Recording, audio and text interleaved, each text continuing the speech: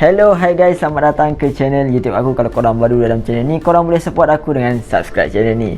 Dan kepada yang dah subscribe, terima kasih banyak-banyak aku ucapkan. Jadi untuk video kali ni, aku berada di Hotel Grand Margareta di Kuching, Sarawak. So setup dia lain lah sikit daripada bilik aku. Alah, aku dah ada kat sini. Why not aku try berwajah baru dekat sini. Jadi dalam video kali ni, Yeesound ada hantar kat aku satu produk iaitu TWS-T1. So rupa dia macam ni lah. Produk dia Yeesound True Wireless T1. Dan produk ini agak murah kalau korang nak tengok dekat online shopping. Harga dia lebih kurang daripada RM50. Dan dalam video kali ni aku dah sembang dengan yang jual Yeesound ni. Dia bagi tahu aku yang dia akan bagikan diskaun 10% kalau korang menggunakan kod yang diberi. Jadi aku akan letakkan kod tu di bawah. So tunggu apa lagi? Jom kita tengok unboxing dan review untuk Yeesound TWS T1. Let's get this video rolling.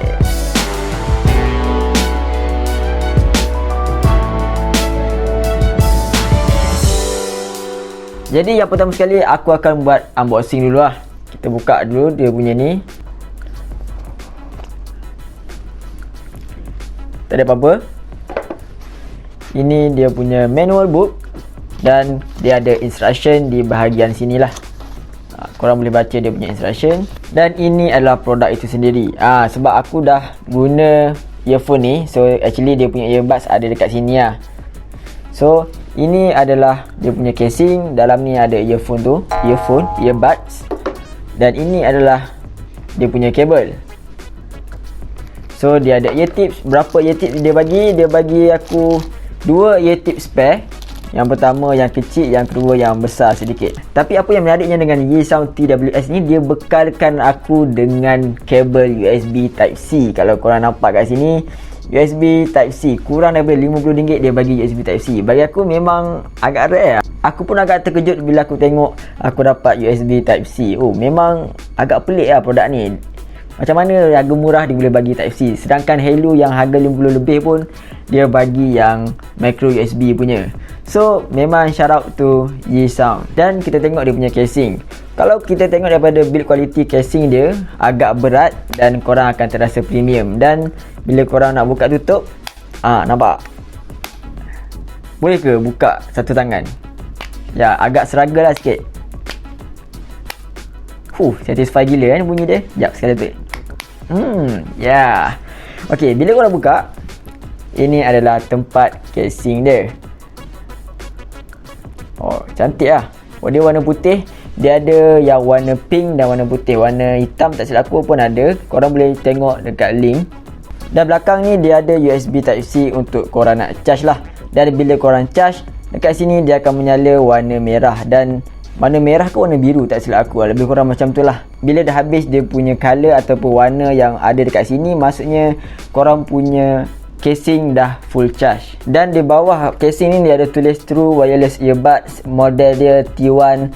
Input dia 400 mAh power battery. Dia punya capacity adalah 400 mAh power battery untuk casing ni. So agak banyak 400. Dan 45 mAh power battery untuk setiap earbuds yang di dalam ni. Jadi aku nak keluarkan dia punya earbuds ni. Kita tengok macam mana dia punya bentuk. Inilah dia punya bentuk dia. Bagi aku agak rare dan agak cantik sebab dia putih je. Aku suka dia sebab dia putih je. Memang cantik. Dan dia punya ni agak ngam-ngam dengan korang punya telinga. Bukan korang lah, dengan aku punya telinga. Memang ngam bila masuk. Nice lah.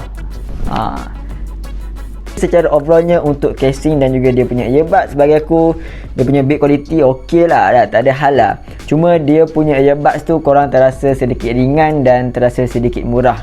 Produk pun murah, memang rasa macam tu lah. Tapi bukannya dia terasa murah sangat, sikit je. Kalau nak compare dengan Hello GT1, Hello GT1 tu sedikit lebih premium lah kalau nak di-comparekan dengan yang ni. Tapi yang ni harga murah nak dibandingkan dengan Hello GT1. Dah habis sembang tentang dia punya build quality, aku nak sembang tentang dia punya sound quality.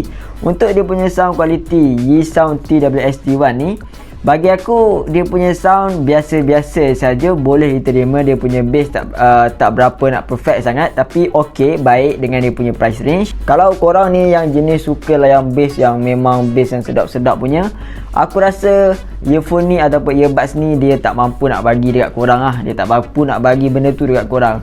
Tapi kalau korang ni yang jenis yang layan muzik biasa-biasa je kan, yang chill-chill je, yang biasa, yang tak berapa, korang tak risaukan apa yang perfect, yang mana side ni perfect, itu tak, memang tak ada masalah. Dan memang dia punya sound bagi aku baik lah. Dia dalam lebih kurang markah, kalau aku bagi markah dia dalam 70% macam tu, 70 ke 75% macam tu. Kalau korang keluarkan earbuds ni daripada dia punya casing, dia punya connection dengan korang punya phone memang sangat-sangat cepat. Dan dengan aku menggunakan phone Poco F2 Pro, dia punya masa connection tu memang bagi aku sangat cepat lah. Memang tak terfikir di akal aku. Hatta dia macam sama cepat dengan aku punya Sony yang berharga hampir RM1,000 tu. Jadi sebab apa dia punya connection tu cepat? Sebab dia menggunakan Bluetooth 5.0. Jadi walaupun harga dia murah, dia bukan spek yang kaleng-kaleng lah. Dia ada Bluetooth 5.0. Apa lagi? Dia ada USB Type-C. Memang dia punya spek itu dah macam lebih kurang harga RM70 ke RM50 macam tu dah. Dan kalau korang baca dekat belakang ni, dia cakap charging time dia adalah 1.2 jam, lebih kurang 1 jam 20 minit macam tu lah.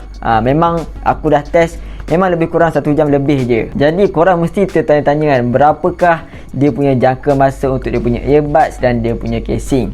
Jadi dia punya earbuds, per earbuds dia ada 45mAh bateri, dan untuk casing dia ada 400mAh bateri. Jadi kalau kita tengok dekat belakang, dia punya earbuds boleh tahan sehingga 5 jam, dan untuk dia punya charging box dia boleh tahan sehingga 20 jam. Jadi kalau penggunaan aku yang pergi kerja, balik kerja pukul 5, balik pukul 6, so aku anggarkan based on previous yang aku pakai earbuds, dia boleh tahan 1 minggu. Sebab aku ni bukan yang jenis dengar muzik selalu. Aku dengar macam lebih kurang 1 jam 2 jam je sehari, ataupun 3 jam.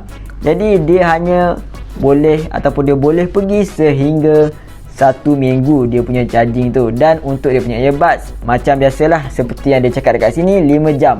Memang standard 45mAh bateri, 40mAh bateri, memang dia boleh pergi sehingga 5 jam macam tu. Kita tengok balik dia punya instruction. Dia punya instruction adalah touch control. Walaupun harga dia kurang daripada RM50, tapi ianya adalah touch control. Bukan kaleng-kaleng guys, bukan kaleng-kaleng. Dan dia punya instruction pun banyak, korang boleh tengok, korang boleh kawal melalui sebelah kiri dan juga kanan. Jadi inilah dia punya instruction.